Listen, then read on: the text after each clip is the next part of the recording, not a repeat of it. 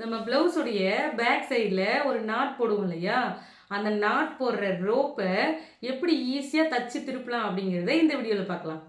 நம்மளுடைய ஸ்ரீஜா உலகம் டைலரிங் ஆப்பில் blouse class, churidar class, maxi class எல்லாமே சூப்பராக போயிட்டுருக்கு.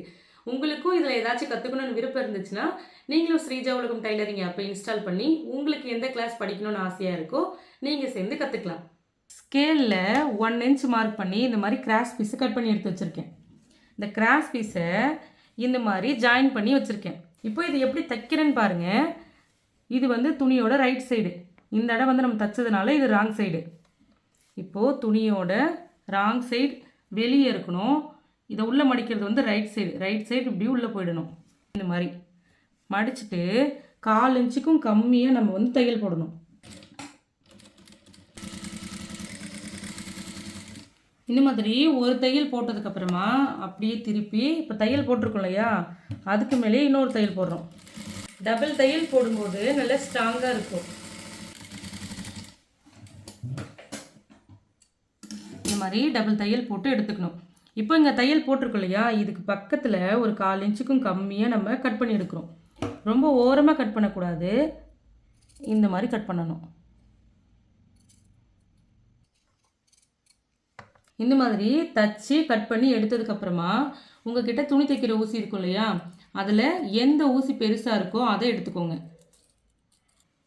இந்த மாதிரி 2 நூல் எடுத்து அதை 4ஆக நான் மடித்து போட்டிருக்கேன். இந்த தடவை ஃபோல்டு பண்ண பக்கம் இருக்கு இல்லையா, அதில் இந்த மாதிரி உள்ளே விட்டு இப்படி எடுக்கிறோம். மறுபடியும் ஒரு வாட்டி இப்படி குத்தி இந்த நூலை அப்படியே இந்த ஊசிக்கு மேலே இப்படி ஒரு சுற்றி எடுக்கிறோம். அப்படி பண்ணும்போது அந்த நூல் வந்து அப்படியே நாட் போட்ட மாதிரி நின்றுடும். இந்த மாதிரி நின்னதுக்கப்புறமா இந்த ஊசியோட அடிப்பகுதி இருக்கு இல்லையா, இதை இந்த கேப்புக்குள்ளே விடணும். நம்ம இப்போ தச்சிருக்கோம் இல்லையா, அந்த கேப்புக்குள்ளே விடணும்.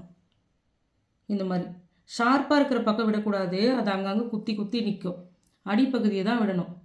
இது மாதிரி விட்டு கொஞ்சம் கொஞ்சமாக இப்படி உள்ளே தள்ளுறோம்.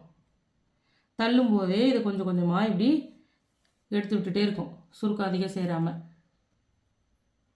இன்னொரு பக்கம் வந்து ஊசியை இப்படி வெளியே எடுத்துடணும். எடுத்துட்டு இப்போ கொஞ்சம் கொஞ்சமாக நம்ம திருப்பலாம். இந்த மாதிரி திருப்பணும். இந்த மாதிரி இன்னொரு பக்கம் வந்து இப்படி இழுத்துக்கிட்டே வரும்போது நம்மளுக்கு உள்ளார பக்கம் நல்லதாக திரும்பி வந்துடும். இந்த பிசுரெல்லாம் உள்ளே போய் நல்ல பக்கமாக நம்மளுக்கு வெளியே வரும். இந்த மாதிரி ஈஸியாக திருப்புறதுக்கு ஒரு டூல் இருக்குது, அதுதான் இந்த ஹூக்டு நீடில். இதை வச்சு திருப்பும்போது இன்னமும் ஈஸியாக இருக்கும். இது இல்லைன்னும் போது நான் சொன்ன மெத்தடை யூஸ் பண்ணிக்கோங்க. நமக்கு தெரிஞ்ச விஷயத்தை நம்ம மற்றவங்களுக்கும் சொல்லிக் கொடுப்போம்.